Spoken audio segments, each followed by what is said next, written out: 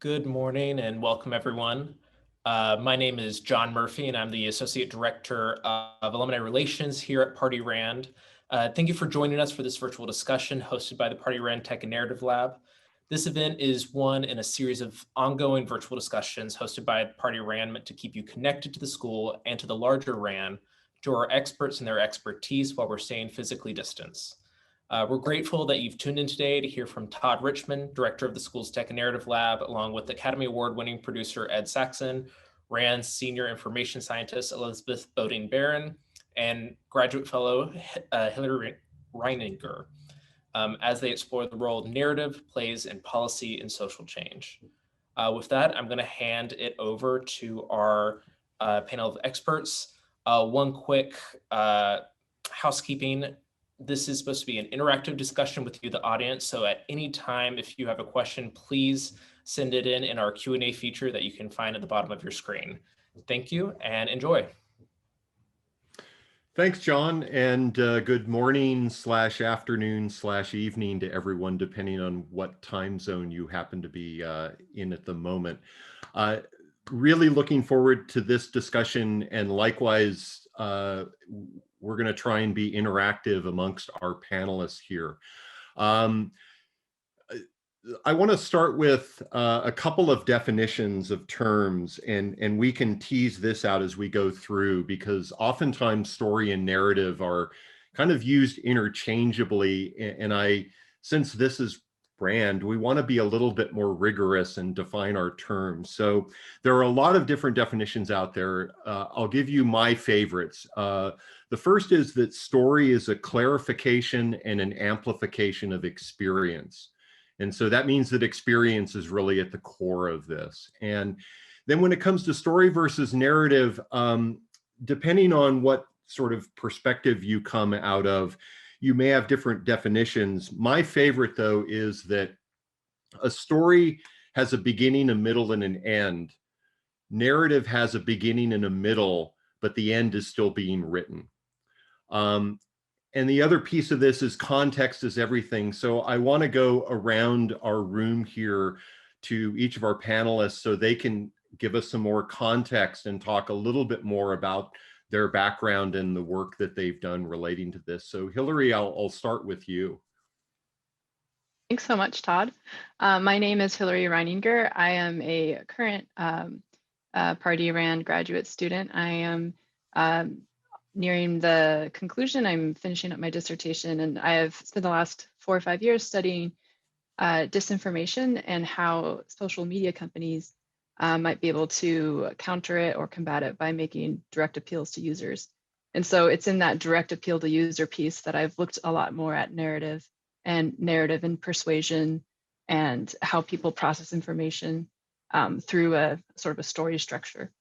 And also while at RAND, I've been studying what US government can do about disinformation campaigns from adversaries abroad, and have really enjoyed both the dual perspective of private sector and public sector in dealing with information.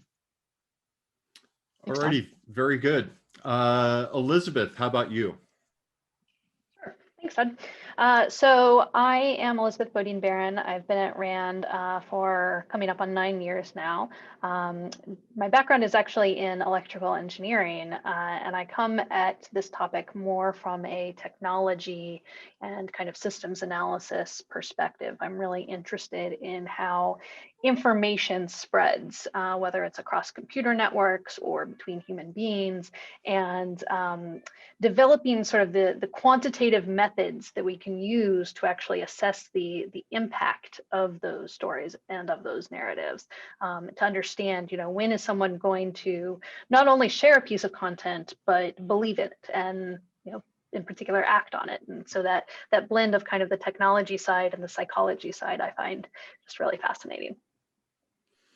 Excellent. And Ed, I don't think you come from an electrical engineering background. So if you could tell us a little bit more about your background. My background includes anytime it moves towards the technical, people saying, get him out of the way. I come from the storytelling and narrative side, English literature major, USC Film School trained, and I've spent 30 plus years trying to make stories that are emotional and viral, whether they be music videos, documentaries, feature films, or television shows. The idea is to take emotion, to create some emotion in people. That's, that's what I kind of describe the job as. Can you make people feel something?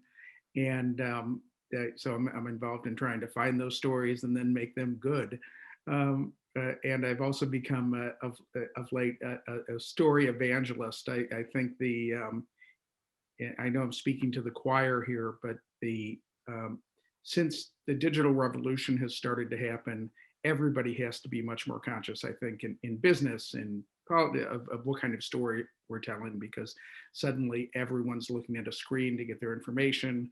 And we're telling stories on screens. That's what we do to communicate. So that's why I'm here. Super interested in this. Very good. And I should introduce Twiggy. Twiggy's persistent narrative is typically around food and attention. So, so with that, and again, for the panelists, feel free to chime in because I want this to be as free flowing as Zoom and online platforms allow. But Ed, I want to pick up on something you said and pull a little bit from your background. So and Ed is being very humble. So I want to call out two films that you produced, one Silence of the Lambs and two Philadelphia. I can't think of two narratives that are more different, yet they both clearly engage the audience, as you said, drew an emotional response. So I wonder if you could talk a little bit about how either those stories are evolved or how you think, why you think humans can engage with such different approaches to story arcs. Well, I think I mentioned emotion, and those are two they were very different experiences from the making side. But the primary question is, how do you make people feel something for your protagonist? How do you put them in in both of those stories? They're both David and Goliath stories in a sense, right? Because Jodie Foster is a trainee at Quantico, and she has to take on a criminal mastermind and the bureau and the patriarchy in trying to. Jodie boiled that movie down to it's what helped us a lot was she said, I think this is a movie about a woman trying to save another woman, and all the things that get in her way. And so and in Philadelphia, it's also a story about a David and Goliath story. In fact, when we got the first commercials, they didn't mention HIV or homosexuality, and I said to the marketing people, wait a minute, we're trying to make this movie's really a piece of propaganda in addition to hopefully being a good story. And they go, no, the media is saying all that. We need to show that there are people here who we can connect emotionally to, and that this isn't about them, it's about us. And so the question always in when you do what I do and my partners in this do is, how do you make people feel something? It can be curiosity, it can be fear in the case of Silence of the Lambs, it can be sadness. We knew that Philadelphia, that we'd done what we wanted to do. We were in suburban Miami, and a guy in a Metallica t-shirt came out of the theater crying on the opening night, and we were like, yeah, we wanted to make him cry.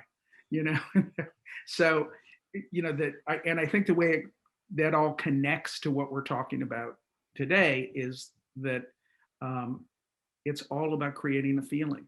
It's how messages that impact people emotionally are messages that get passed on and that get accepted and acted upon sometimes. So, what makes an emotional narrative? So Elizabeth, let me go to you because Ed, that's the Hollywood model has been around since the 20s, right? Which is the studios sort of control the content creation and control the content distribution. But Elizabeth, you've been doing a lot of work looking at social media and technology and how that's changing the calculus on this. So could you talk a little bit about that angle of things? Yeah, so I think the big difference nowadays is that anyone can produce a story and can put it out there. Now, it may not be up to the quality level of something that Ed does, but it can come from anywhere. And so that's where I think we see this potential almost like crowdsourced emergence of stories and ideas. And what you end up with is when you've got that sort of groundswell of support and lots of people latching onto a particular idea, a particular theme, then it starts to bubble up from kind of the great mass of users. And then especially when we see certain narratives transitioning from perhaps more niche areas into more mainstream content and more mainstream media. So you get something that originally starts as a Reddit thread and then gets from there goes into Twitter, and then from there, you end up with CNN starting to report on it, right? So you get these stories, these ideas that can come from anyone. And the question that I find really interesting is, how do we know when that narrative is going to transition, when it's going to become a greater phenomenon than the billions of narratives that just kind of fizzle out on that original thread, right? And I think what Ed said about emotion is particularly interesting because that's that hook, right? There's something almost universal in the things that bring people in. It has to be emotionally appealing, but it also has to be intellectually appealing and stimulating. And one of the things that I've found in my research is that it's the stories that give people a sense of belonging that tend to have the most sort of groundswell, right? Whether it's, ISIS propaganda, where it's like, be part of something larger than yourself, protect the world, Muslims, become, one of God's chosen, or it's, essentially almost exactly the same. You look at, the marketing materials for the US Marines, right? They use the same sort of linguistic hooks, right? But it's all about this emotion. It's all about this belonging to something that's larger than yourself. And so that's where I think this idea of understanding different narratives and the common threads between them and what makes them appeal to people kind of across different spectrums. And then how does that play with what we end up nowadays, which is through social media and other technology, we end up in these echo chambers where we just kind of get reinforcing narratives that convince us that what we already believe is right and good and everyone else is wrong and evil. And how do we overcome that? How do we break that? Can we use technology to break that, or does that require something else? And how do we use our kind of human instincts to latch onto a narrative and appeal to emotion to help us break out of that? So I want to jump on to some talk about positive narrative and conspiracy, but first, Hilary, because Elizabeth, you talked about sort of trying to control the narratives or respond to the narratives. Hilary, could you talk about some of the work that you've been doing looking at the platforms, the companies themselves, and some of the issues that have been tackled around those players trying to control the narratives that are flowing? Yeah, for sure. And I wanted to respond to what Elizabeth brought up. I think it's fascinating the different tools that are available, the tools that are more commonly used and less commonly used. And so social media companies are responding to a problem as it is forming. And so what they've done so far is tweaked algorithms and used technology and other means that are more in their control to sort of like downrank material that might break their policy or that puts people in connection with material that like puts them into an echo chamber, and then all they see is what they already believe, and then they think that's the reality. And so there's been a lot of changes in algorithms from Facebook and YouTube, and also policy changes. Twitter doesn't allow political ads anymore. Like political ads will get a groundswell if it deserves a groundswell, if people actually share organically. There are also other opportunities or policy levers that appeal to a person. You see this already with public health campaigns or environmental cleanup campaigns, like Don't Mess with Texas. That's an environmental slogan that gained a lot of popularity, and people like it and they remember it, and perhaps it resulted in keeping Texas a little more clean. Also, there's a lot of public health campaigns that try to appeal and be persuasive to a person to stop smoking or drink more water or 5 fruits or vegetables a day. And so those kinds of ideas can also be applied to your choices of information or the information quality that you consume. Something that Twitter has done is called pre-bunking. So instead of debunking some disinformation after it's already out there, they chose specific items of disinformation before the 2020 election and put out pre-bunks saying, like, you might see information about the election that claims this. What really is, what some authority says is true is actually this. And so pre-bunking tells someone about disinformation that's coming their way and gives them a sort of counter argument that has been shown over and over in public health and other literature to really help someone to resist that disinformation. And so there's a lot of, I guess in short, there's technological tools like adjusting algorithms and changing policies that the platform has a lot of control over. And then there are social psychology that we've seen in other fields that can be brought into helping people or users to identify or resist disinformation. So no matter how, though, we try and counter, it seems anecdotally, and I'm assuming there actually people have been studying this and doing data. It seems that negative stories and narratives travel faster and more widely than positive. So I'll throw this open to any of you that want to try and take a stab at why. So why does that happen? And are there ways that we can make the positive narratives, or the ones that are trying to facilitate positive change, and determining positive is a whole other question.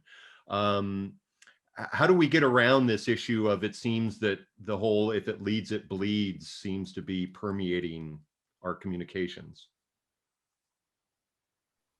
I think one thought back to what Ed was saying, that a negative emotion, like that can be easy to, like, it makes an emotional connection. Like you can, and Ed, you can talk more about this, like perhaps negative stories are like the easy bait to get an emotional reaction. I don't know, what do you guys think? I think they're also incentivized a bit when you look at sort of, how these social media companies make money, right?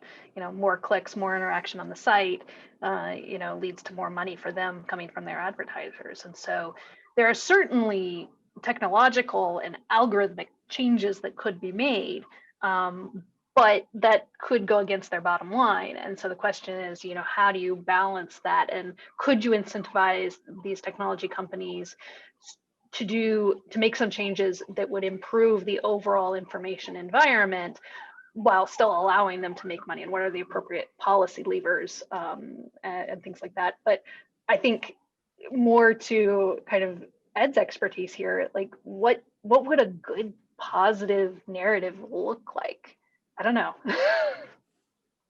Well, I'm reminded of I had the good fortune to be friends with a fellow named Sam Fuller, and he's a famous movie director in the 1950s, and made a movie called The Big Red One. And he'd grown up on Park Row as part of the newspaper business in the 1920s. and he had a saying. He said, "You want to know what sells newspapers? I'll tell you what sells newspapers: homicide." And, right? And so that, along the if it bleeds it leads thing is that it's just especially in short form, it's much easier to sell The Silence of the Lambs, Catch a Killer, than it is to sell Philadelphia. A fellow has HIV, but there, so that what you have to, it requires, real discussions just in terms of the kinds of ads that we make. It requires real discussions, pre-bunking, setting people up. I think the hope for me is in, the tough part is I have a friend who makes political ads, and for big ones, for the for super PACs and stuff like that. And I said, this last cycle, what percentage of your ads were negative? And he said, 100%. So what does that tell you, right? It tells us that's the easiest way to get to people is grievance, fear. We're built that way as humans. We're built to scan for danger first, and then get to the next part, right? We don't get to the procreating and the love part until we make sure that it's safe to stop for a second with our running. So, and this has been a problem since, the Greeks, if they wanted to get butts in the seats, would have, a mother sleeping with her son and somebody cutting off somebody's head with snakes, so this is an old problem. What we find in this business, to stay in my area of expertise, is there are certain things that people relate to positively.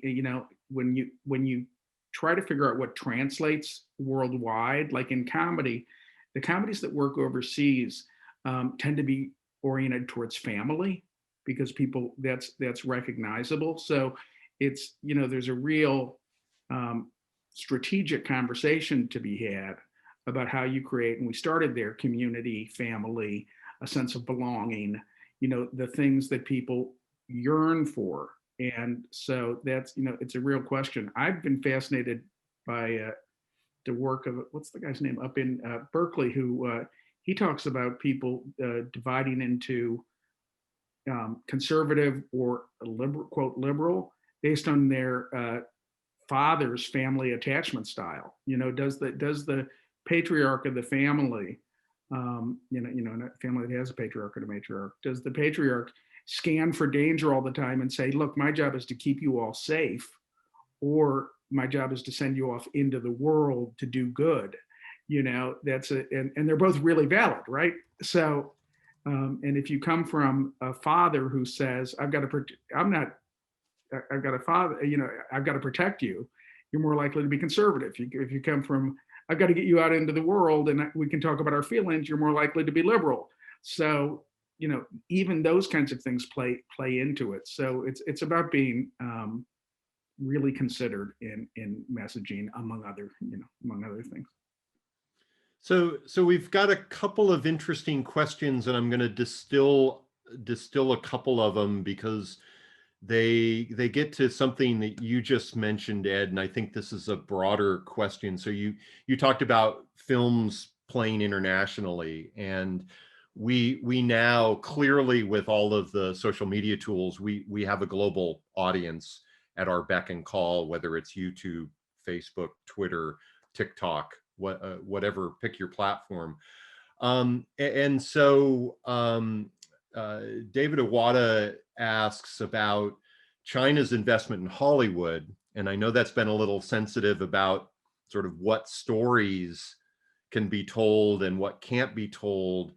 And then Jenny Jones asks about, now you've got tech companies that are serving as studios, right? So Netflix, Amazon.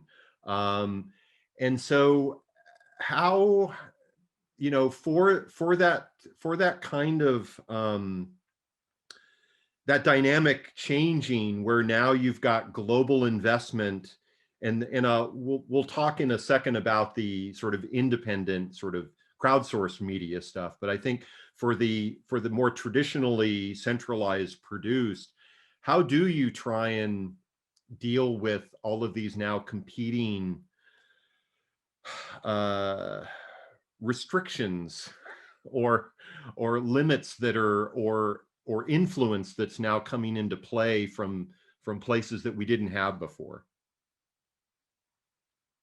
Well, the biggest thing that's happened in the industry, one of the big things that's happened in the feature film industry, is that as things have become more international, it's become more visual. When I started in the business, you got about 60% of your money from U.S. theatrical and 40% from overseas. Now it's 70% from overseas, 30% domestically. So you want to make movies that will play in places like China, and there are one of the considerations, and we know that bigger is better in those areas. If you make a Harry Potter or a Marvel movie, an Avengers type movie, spectacle tends to sell in those markets. So studios have decided, we're going to make spectacles. That's going to be our primary business. And the reason for that is I'm better off making a movie that costs $300 million that makes $1 billion than I am making a movie that costs $20 million that makes $150 million, right? I don't have to do it as often. I can get a theme park right out of it that can be both at Disney China and Disney France and here. So the idea, those are tent poles, right? So in terms of just choosing what to make and market, bigger is better. And that applies not just to movies, but to television shows. Game of Thrones is an example. It applies to music. We want, you're better off with Lady Gaga than, 6 smaller, excellent bands that may be more limited. So that's from the what does the market tell us? And these are all companies, right? So that, it's always going to go back to what are the economics here? How do I make my company bigger? How do I get more eyeballs? It's an eyeball competition. And and the politics come into it on the censorship side in a big way. But the primary question is how do I get people to see this thing? And one of the answers is bigger is better. And as we look at the primary drivers of this information thing, it's how do I get people who will, when you have a credit card, you want it to be the top of wallet card. What do people reach for first? Well, what's your top of wallet information source is a vital question. And if it's Fox News, if Fox News can know that they're the top of wallet information source, then they can build a whole industry ecosystem from that, in the same way that a company can take Iron Man and turn him into a ride and turn him into everything else, right? Find people who are going to be your audience. It's a wide-ranging answer, but kind of a wide-ranging question.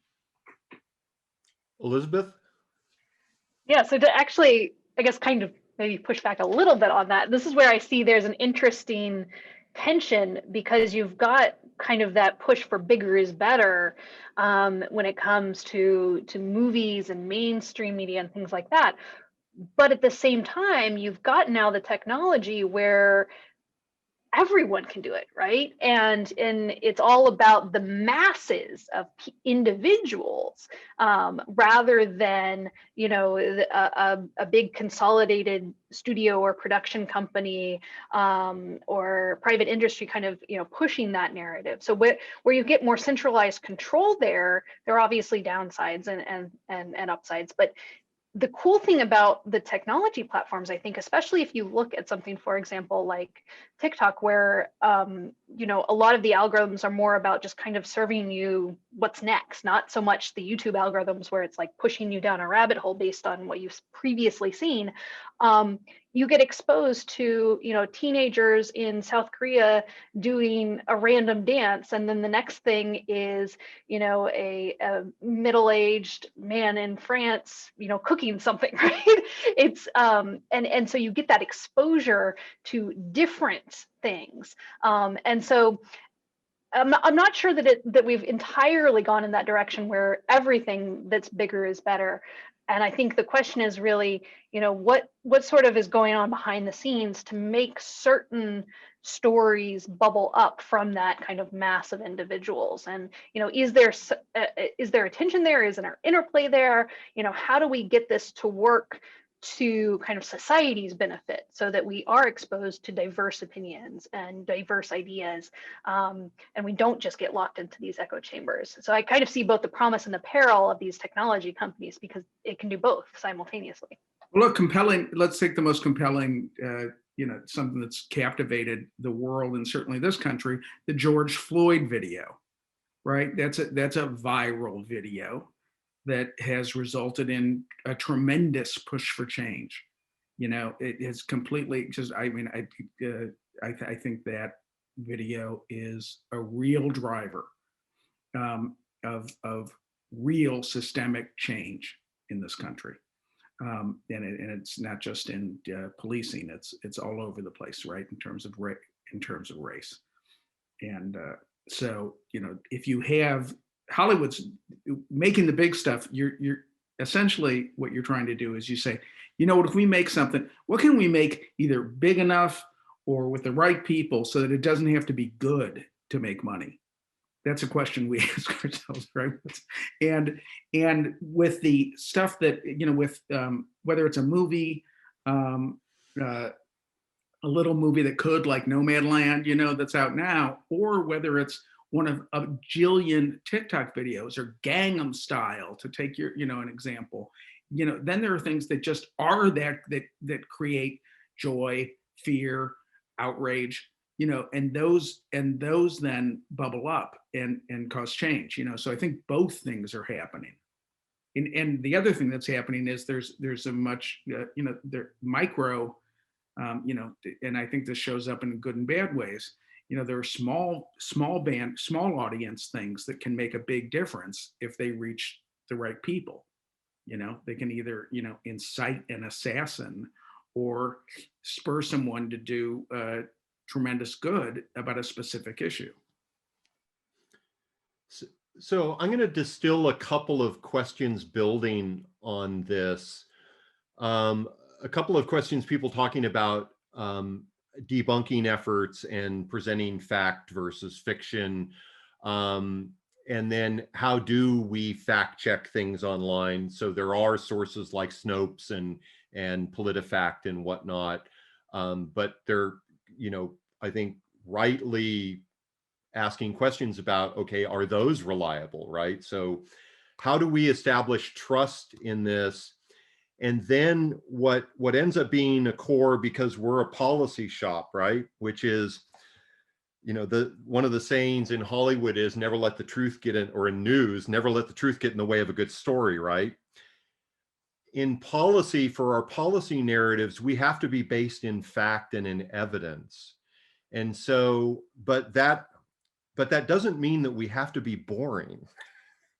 So I guess for the group, and I'd look to maybe Hilary and Elizabeth first on this, talking about how do we establish fact versus fiction? How do we establish veracity in information? And then I'd like to move into how we can take actually evidence-based information and give it emotion so we can hook people.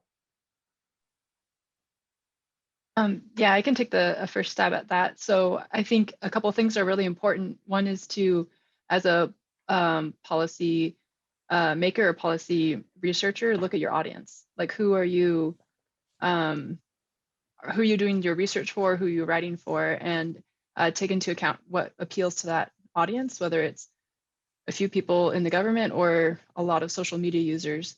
And then another thing to consider is what kind of trust level is there already? So if you're going to present a lot of facts and you want them to be able to trust that or distinguish it from fiction, then you like that foundation of trust needs to be there. And if there's less trust, if Rand suddenly got a reputation for being politically biased, we'd have to, I believe, probably work very hard to before, preambling everything we find, like establish once again our unbiased objectivity, and then deliver our findings. And so considering our audience, building or assessing the trust level, and then especially because my research looks so much at people and users of social media, humans take in information through a story. And so if you're ever going to correct, or there's like neurological research looking at how our brains process information as a story. It doesn't just look at discrete chunks. It has to connect them and make it make sense. And so if you're ever giving a correction, like in a news article, it might be beneficial to give that correction within a narrative. Because if you give just a single piece of information, that might negate their whole narrative and make someone feel unsteady and it's like, oh, that doesn't seem right. But if you can give that correction within a connected story, they can just adopt that whole story rather than have to make their own story. And so, yeah, I guess like look at your audience, trust level, and then give your information in a story as much as possible. And I think to build on that with where do we go for accurate information and factual information? How do we restore trust in facts? I think it's a huge challenge. Rebuilding trust is incredibly hard, as opposed to just starting from a good foundation where someone already trusts you. And it's, I don't know if I have any good policy prescriptions. People love to throw around the term media literacy and talk about the various programs that are out there. And Rand obviously has done a lot of work in this area as well. The challenge is really trying to figure out what aspects of that really work and what are effective for the amount of investment that you're putting into it. And that's an area where I think there needs to be a good amount of research still to be done to try to figure out, what types of programs really work for different types of audiences. Is instituting something, from an elementary school age, like critical thinking, is that the right way to go, or is it, a video that YouTube pops up into your feed every once in a while? Like, which one of those is going to be more effective, and can we actually measure how much more effective it's going to be? Kind of bringing our rigorous analysis to that. One thing that has struck me is, the more sensational it is, whether or not you agree with it or not, but the more sensational it is, the more likely I am to distrust it because of the research that I've done and the background that I come from. And so I think to the extent that we can instill distrust in sources in a balanced way. So you don't want people to distrust everything, to think that everything's a lie, but to kind of bring that, this immediately appealed to me on a gut level. Let me question that. Why did it appeal to me quite so much? The challenge is we just don't have the time for that. We've got crazy busy lives and we're all moving on to the next thing, and you see a headline and it just becomes part of your consciousness and without you really paying attention to it. So to the extent that we can get people to kind of slow down and think and stop and think, well, why am I believing that? Why did that immediately appeal to me? I think it is worthwhile. And again, I think that there's some role that technology can play in there, especially when it comes to, thinking about people just reading the headlines versus reading the full article. What would happen if we got rid of headlines? I know it's a crazy idea, but just kind of, how do we force people to move beyond just the headline in the first paragraph of something? I don't know. I think we need a lot of creative thinking there. Maybe that's something that'll come out of your lab, Todd. Well, so that, I mean, I think this is a reason that infographics have become part of the lingua franca, because that is a distillation of a lot of information that's presented in bite-sized chunks. But I want to come back to, because both Hilary and you, Elizabeth, talked about, these things that these stories that resonate and propagate, and conspiracy theories, God love them. It is beyond belief if you sit down and do, as you said, Elizabeth, if you sit down and think about it for a second, right? Or if you go do some due diligence. So I've had the opportunity where I've been talking with acquaintances and they will mention something. I had a number of conversations about the Wuhan lab theory about the virus. And so I went and found some of the sources that reported that in the first place. And they were places that you might expect if you sort of travel through those parts of the internet. And then since I'm trained actually as a biochemist and understand some virology, I went to the primary literature on sequence analysis and was able to say, no, these two things don't mix. But what's always been interesting to me is conspiracy theories, and I'll throw this to Ed because I know this is in his wheelhouse as well, to talk about why they're so popular. My theory is that they give us a sense of control. The other thing is that conspiracy theories have a kernel of truth, right? They take one or two disparate things that are true, but then they wrap 98% narrative cloth around it and turn it into something that becomes QAnon. So Ed, thoughts about why the conspiracy theories just run rampant? I think, the thing that people love, we all want to feel special. We all want to feel important in our current situation. There's a real sense with everything from wealth redistribution to a sense of our aspirational, we are sent aspirational messages hundreds of times a day. You should have this, you should have that, you should be this. And it's hard to feel special. And if you have secret information, if you're in on the conspiracy, if you really know what's going on, that is fantastically empowering and it's seductive. So I think that a big part of the reason that these things take root, and when I dig in and listen to QAnon people talk, it's, no, you're not talking me out of this. This is my identity. My identity is I'm one of the people who's in the know. And, that's the wars that we've had between religions, right, for millennium, are also people fighting who are in the know and not in the know.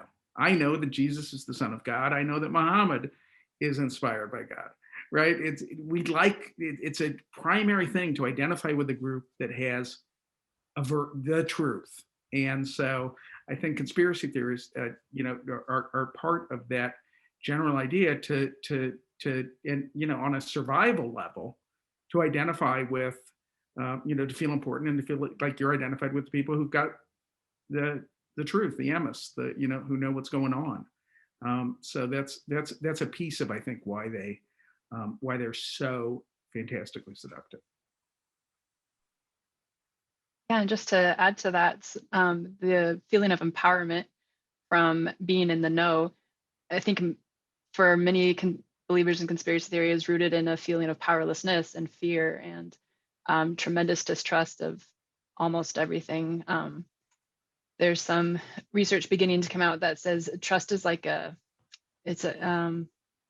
have to spend it, like it's like a bank or somebody, like you have to spend your calories, you have to spend your money to live. Like trust is something that you have to spend. And so if you choose wisely where you spend it, you may be on better footing. But if you choose not to spend it with authorities or government or the NIH or CDC or whatever, where are you going to spend it? And so I think a lot of conspiracy theory believers have there's a deep sense of fear that they're trying to calm and to assuage and feel better about. And so if they feel they're in the know, or if they feel like they know the truth and a humanism is behind COVID, it's not random, it's a human with a malicious intent, that's something we can control. But if it's just random, I can't protect myself or my family. And so that's also very seductive, is the feeling of security. So I'm conscious we're slowly approaching the top of the hour. So let me toss out one more. We've been focusing mostly on the problem because I think it's important to tease the problem out. One more that I think is critical, and I'm curious to hear thoughts, is we live in a very polarized society, and by most metrics, it has become increasingly polarized as digital media has permeated our lives. And so,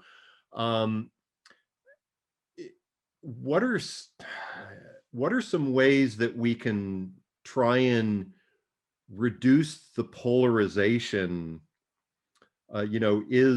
Is changing the narrative going to be the solution for this, or is this, are we going to have to legislate it, or how do we get at this red versus blue mentality that we've gotten ourselves into?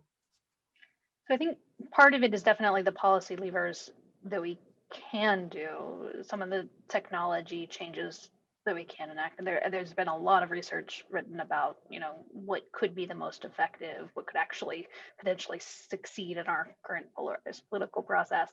But to me, one of the most promising areas is how do we get people to experience someone else's narrative, right?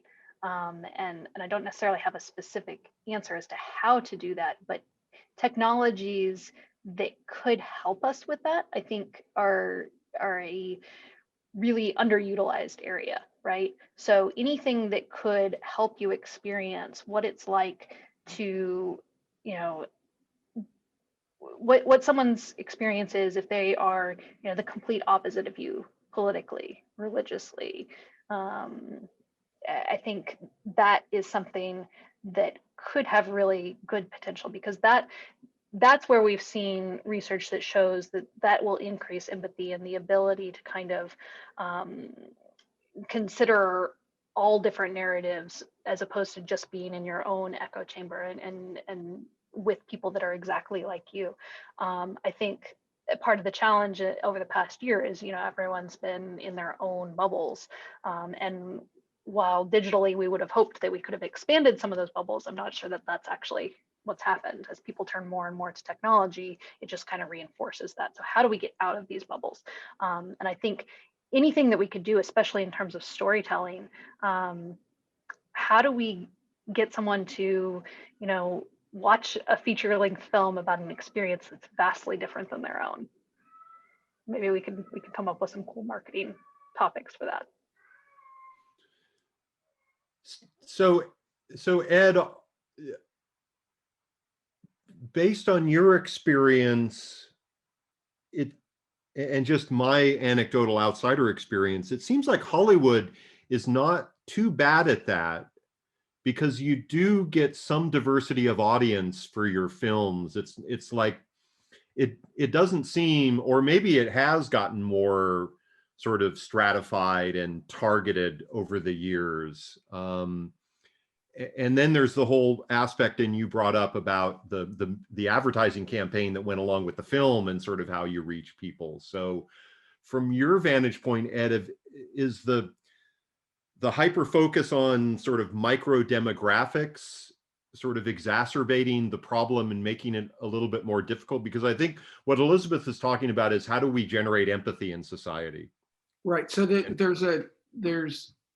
the Philadelphia comes to mind only because in my lifetime, the movement on the question of gay rights has been faster and kind of mind-blowing. That gay marriage is only, is less than 30 years after we made Philadelphia, when people were dying of quote the gay plague, and the government was, under Reagan, was kind of turning a blind eye to it. And one of the things that they found was the best way is, and this is to amplify, what I think what both Elizabeth and Hilary are referring to, is if you send a gay person to knock on someone's door and say, "Hey, I'm gay," that works better than anything else.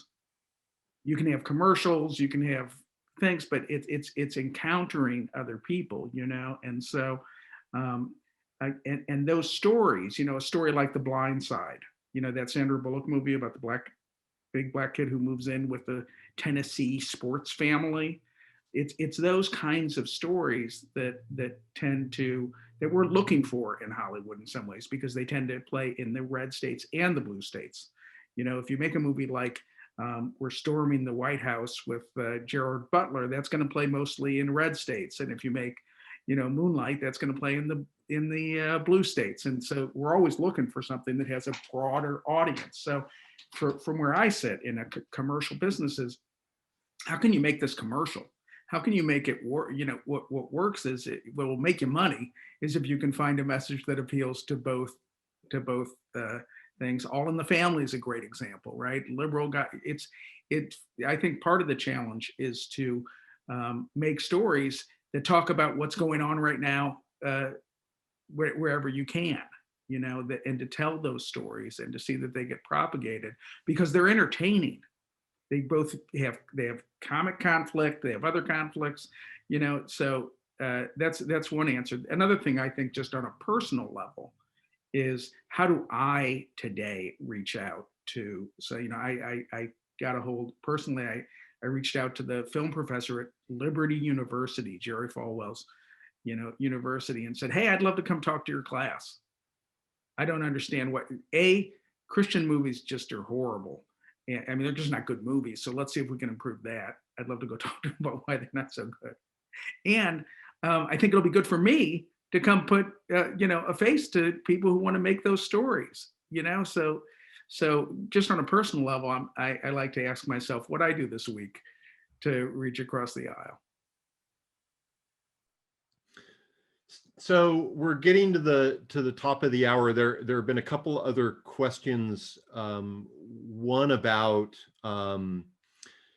this idea that about manipulation and editing, right? And I think this is, I always tell people that, and this was one benefit. I wasn't trained as a filmmaker, but I was at USC's film school for a couple of years as research faculty. So I got immersion in that. I learned a few things, and one of them is that the idea that any camera footage is biased because it has a point of view, and any cinematographer will tell you that. But we tend to think of surveillance video, right? That surveillance video is giving us objective truth.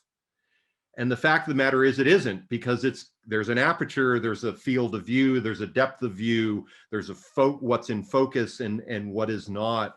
And so I think it was Elizabeth, you mentioned media literacy. You know, I've made the argument over drinks that probably everybody should go to film school because there are things that you learn about communicating, especially scientists should go to film school.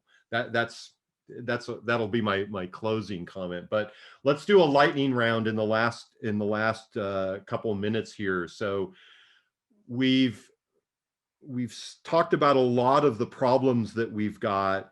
What's your ray of hope for moving forward? So Hilary?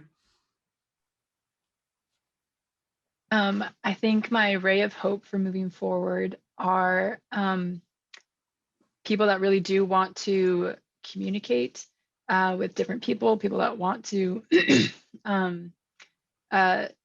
share more about empathy. I think that a lot of these sort of softer, squishier, harder to define and harder to measure things are coming to the forefront and they're being talked about more. And so I see progress in the research side of that, and I am happy when I see companies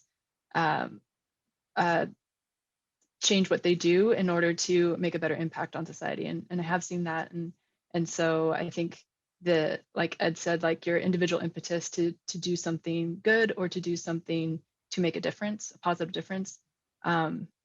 If everyone did one thing of that would make a big difference. So individuals trying to do better, I guess. Ed? I think, you know, what gives me hope is that I think people know that something's really wrong. I think people a lot of the country is awake to that.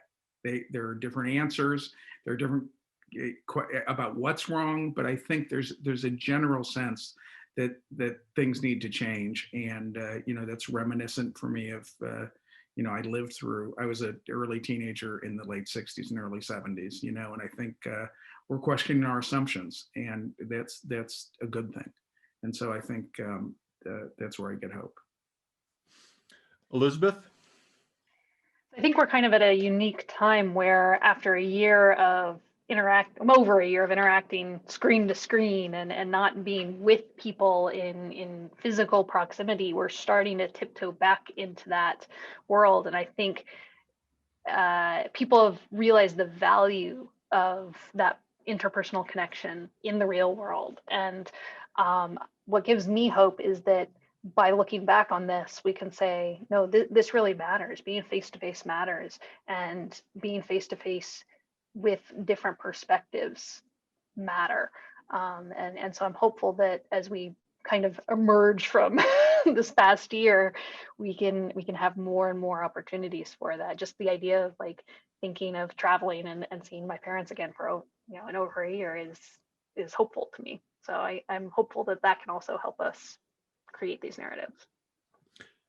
Yeah, I would agree with everyone that change starts local, and small acts, when they aggregate, can have real change. And my ray of hope is that we live in an era of amazing technological capabilities, and as Ed pointed out, we are looking around and seeing that it's not a utopia, but I think it's also not a dystopia. It's yin yang. It's a little from column A and a little from column B. So how do we keep going with the positive? And I'll come back to my definition at the beginning about stories have beginning, middles, and ends, but narrative, we've gone through the beginning and the middle of all of the problems, but we're still writing the ending. And so the ending has not been written, and we can change it.